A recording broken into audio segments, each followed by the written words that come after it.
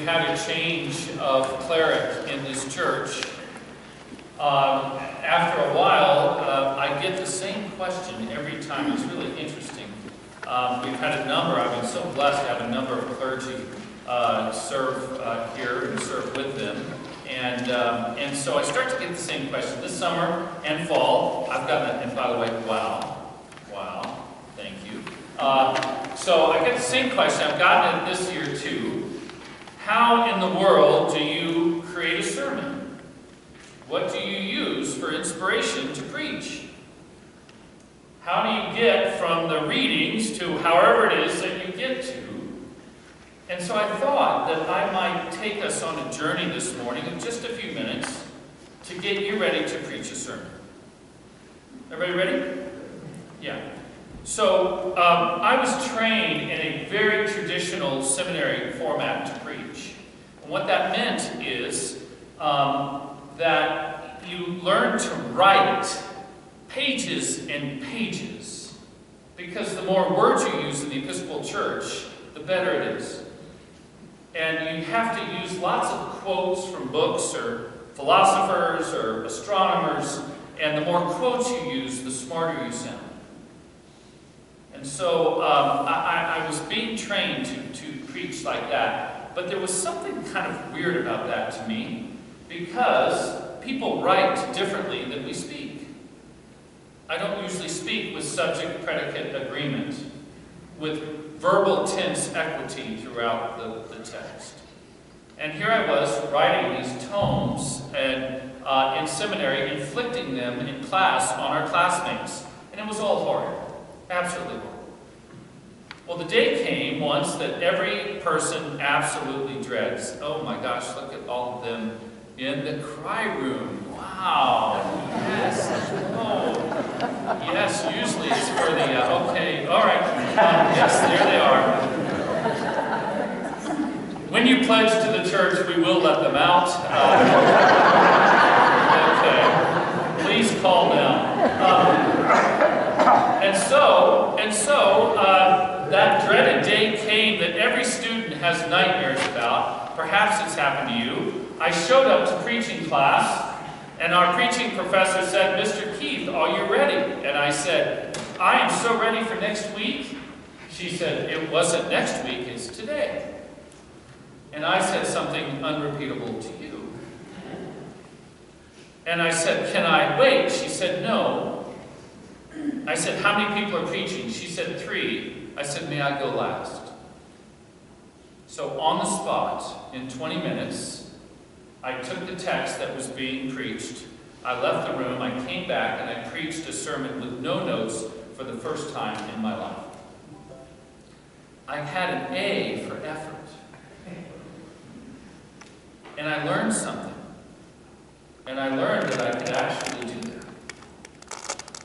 About 2 months later, I was in my field parish, and seminarians get to preach every once in a while and inflict ourselves onto totally unsuspecting parishioners.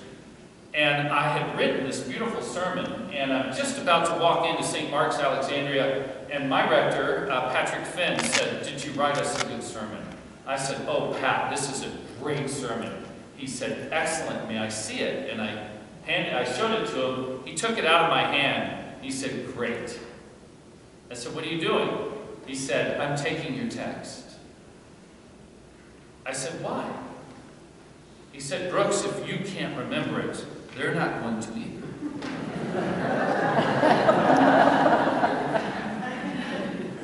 Rats. Darn, those are the word heck. And I preached that sermon, and I realized I had never looked into the eyes of the people that I was preaching to.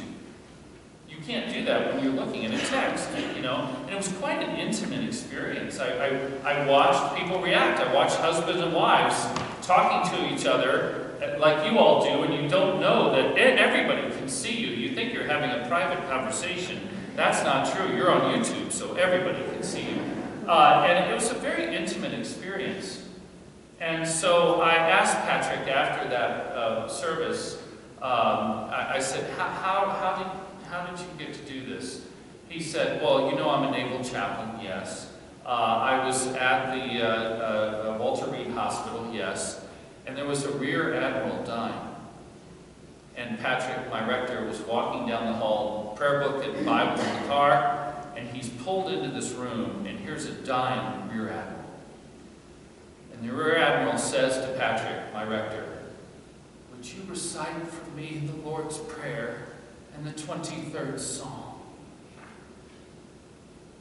So, in that moment, could everybody get the Lord's Prayer?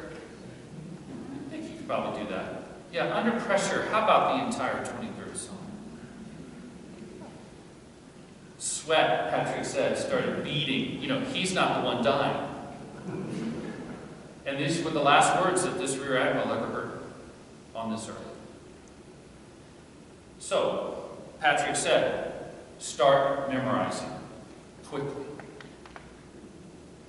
And I did. And thus, it's come where I enjoy preaching. People say, "When do you write your sermon?" I said, I don't. I don't ever write these. God writes these, but I never put them into paper because I write differently than we speak.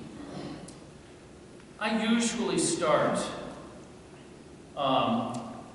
probably early in the week to reflect on the Scriptures. We are scripturally based. I'm not going to preach from the New York Times or the Wall Street Journal. Yes, I do read them. If you preach from them, good luck for you. But I'm going to always preach on the text of Scripture because we're Christians and this is our book. So we have a beautiful lectionary cycle every 3 years. So I begin to look at the Scriptures sometime early to midweek. And I look at Jeremiah.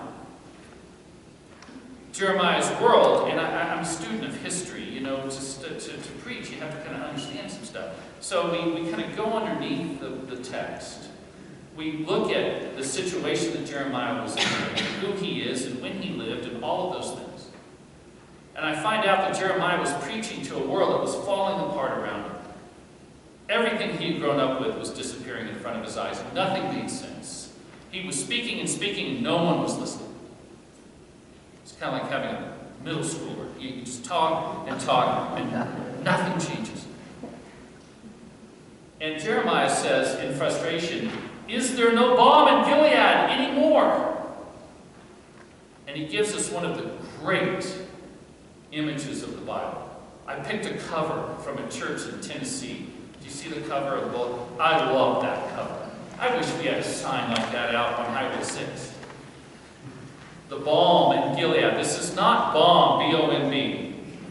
This is B-A-L-M, the balm. It's short for balsam tree. In Judea, there was a balsam tree that when you took the perfume and the ointment out of this tree, it could heal skin and other remedies of disease. So the balm in Gilead was an ointment that had tremendous medicinal value. So we learn, as we study our text, that this balm was beautifully effective and it was very expensive. In fact, we learned when the Roman soldiers in the first Jewish revolt were marauding through the Holy Land, that Jewish patriots ran in front of them to burn the only remaining grove of balsam trees that produced this very valuable healing ointment out of sheer spite to the Romans. And we learn that Roman legionnaires sacrificed their lives to protect this grove of balsam trees. This is how important it is.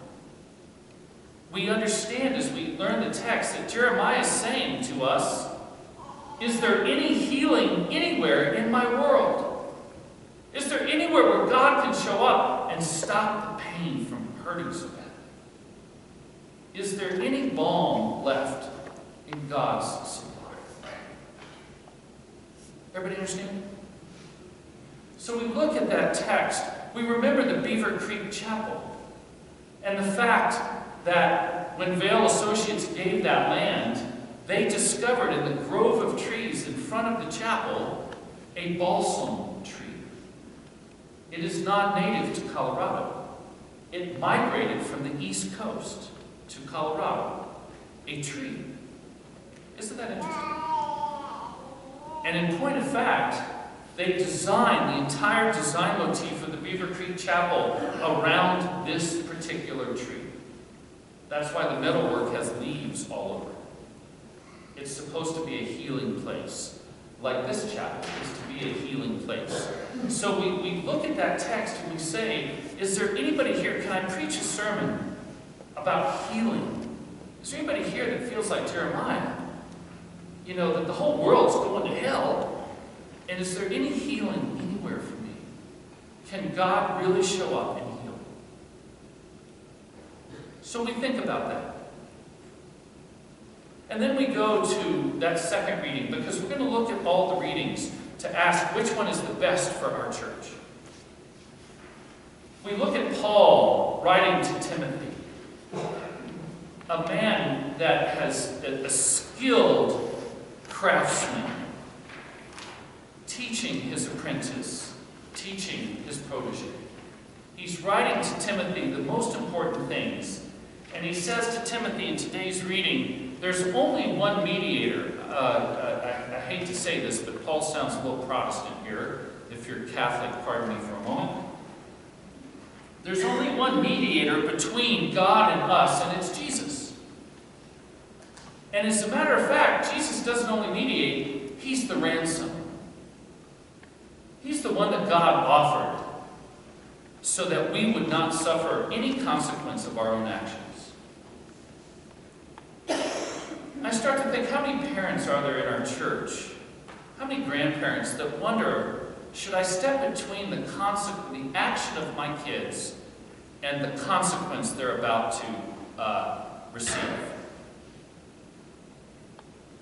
I wonder how many parents wonder how often they should do that. Is there anybody here that thinks about protecting our kids from the consequence of their action? If you do it often enough, I realize as I prepare this text for preaching, if we do that often enough, what do we call that? Yeah, diagnosable. Okay, sorry, but yes, enabling. Oh, I never even thought about that word. Enabling, yeah, codependent. Okay, all those words. So maybe there's a sermon in there. But anyway, but we wondered, is there anybody in our church that's never heard before that this is what Jesus does for us? This was God's plan. Why did Jesus have to die? Why did Jesus have to die on the cross? What does that have to do with me? And we wonder, is there anybody that's come to church all their life, they've never heard that Jesus is stepping between me and the consequence of my actions? Wow. Does that preach to our people? We wonder. Is there anybody that needs to hear that? And then we look at the gospel. And we say to ourselves, oh heck, this is a little uncomfortable. Who has ever undergone an IRS audit? Don't raise your hands.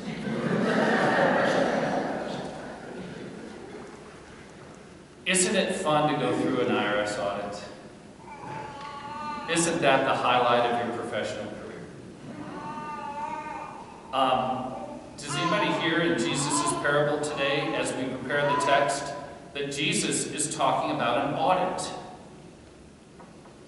Is it just a financial audit? Does Jesus care only about finances?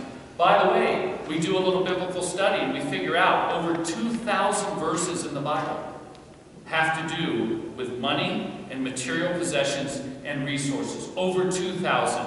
And as Episcopalians, we're shocked because we thought that Jesus only talks about sex. And we're so much easier to talk about sex than money in the Episcopal Church. But we realize, oh gosh, Jesus talked about this a lot more than sex. Well, that's challenging.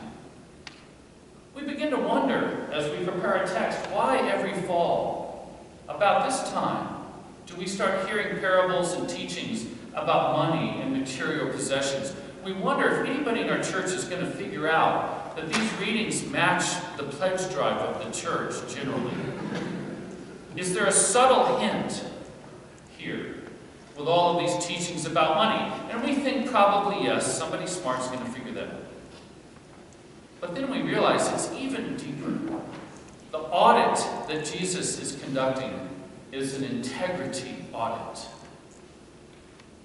What did I say to the children? Are you the same person when no one's looking?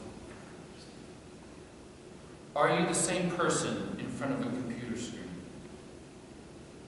Are you the same person when you travel to Las Vegas? Are you the same person? Am I the same person on Saturday night than I am on Sunday morning? I wonder if I could tell a personal story here that might help. We did a monster wedding, this ministry hangover. Monster wedding yesterday at the Vail Chapel, and we have the reception on the mountain. So I worked my way through Oktoberfest with my collar, and then we go up to the 10 restaurant. And then about 10:15, I come down from the restaurant with my collar. And I walk through the Vail Village at 10:15 at night as a cleric. Boy, are they happy to see me. Wow, I didn't know what that word sounded like in German. Really, it doesn't sound anything like the English. It's really interesting to be a priest after dark. Are we the same person all the time? Are we people of integrity? Is it the case that our finances match our faith, which match our honesty, which match our life? I wonder if the parable, is saying, are we as shrewd with our faith as that manager was with that audit that Jesus is talking about? And then we find that money verse right at the bottom. If you cannot be trusted with the smallest of things, how can you be entrusted, Jesus asks, with more important things? So we begin to wonder about our own integrity, our marriage, if we're married, if we're single, our friendships, our relationship to the people that we work with, the people that we love. And we wonder, is this the sermon that our church needs to hear? To be people of integrity, reflecting God all the time. In a vehicle, in a roundabout, in Vail, all the time. Through Minturn, on I-70, all the time. All the time. Is that the sermon our church needs to hear? When we've done all of our study, we step back, and like any good cook, what do you let it do? Simmer. Chris and Nikki, marinate. We let it marinate for a day or two. We wake up Sunday morning. We meet our deacon at Starbucks to get our head on right. We have our coffee at Starbucks and Chaplain, the crew at Edwards there. We go to church, and in the car, driving down I-70, we ask, is this the right sermon? Many times the answer is yes, but every once in a while on I-70, God says, no, you've got the wrong sermon. Here's the one I want you to preach. Out goes all that work. In comes the Holy Spirit, and you hear something that literally was given between Edwards and Vail on the interstate. Here's a really cool thing. Then after we preach, we listen to people at the door. When I hear this, that was a very nice sermon, thank you very much, I enjoyed it, I know that people are driving to the Broncos game. Because we're on autopilot. Sometimes I have people that meet us at the door, they say, how did you know? You couldn't possibly have known. To which we say, no, I have no idea what you're talking about. But God did. Because that sermon was obviously for you. Other times we have people that quote us at length with words that we never said in the sermon? What's happening there? God preached a different message to them with our voice. Does everybody understand? One that they needed to hear more than the one we were preaching. That's when it gets really exciting. And some people just give us a hug because they don't know what to say. And that's a great way to say thank you. Everybody ready for our sermon? Let's go preach it. In the name of God, Father, Son, and Holy Spirit. Amen.